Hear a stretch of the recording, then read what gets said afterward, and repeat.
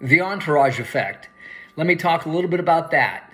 The entourage effect is the interplay between all the cannabinoids, terpenes, flavonoids, plant components, and you and the benefits you receive. I 100% believe in the entourage effect. What I don't believe is how it's being marketed, okay? Because here's the reason. We have about 100 different cannabinoids in marijuana. So you have to think in terms of how many of those cannabinoids are in what I'm smoking. And then what are the ratios of those cannabinoids, and then the concentrations. So do I have 20 out of the 100? And what percentages are they in? The permutations are almost immeasurable. Then to that you add the 180 potential terpenes that are in marijuana. Again, ratios and concentrations. Which ones are in the plant that I'm smoking and how much of them are in there. Then you take that coupled with the cannabinoid issue, again, which ones, what ratios, and what strength. And again, the permutations, the options become almost immeasurable. It's even worse than trying to hit the Powerball.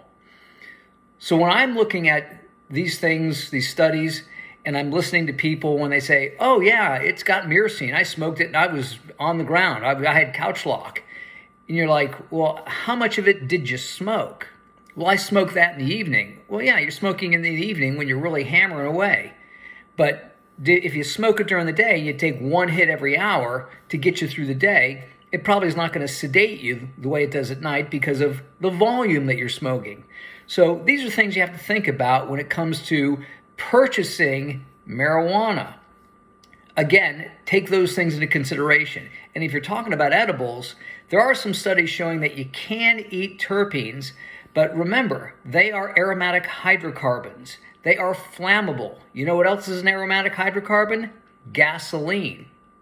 So if you take in concentrated terpenes, they are incredibly caustic. Who hasn't smoked something and been like, ugh, oh my God, did you make this stuff yourself? Again, very powerful, very strong. They have to be thinned down, and the plant only makes, 2 to 3% terpenes, but you can tell how powerful they are because if you open up a container of weed in the, Astrodome, everybody knows you got weed. So these are some of the things you have to think about. And if you're talking about an edible, that's one of the reasons why edibles can taste so crappy because they're not refined. They don't remove a lot of the plant components, terpenes being one of them. Are there benefits?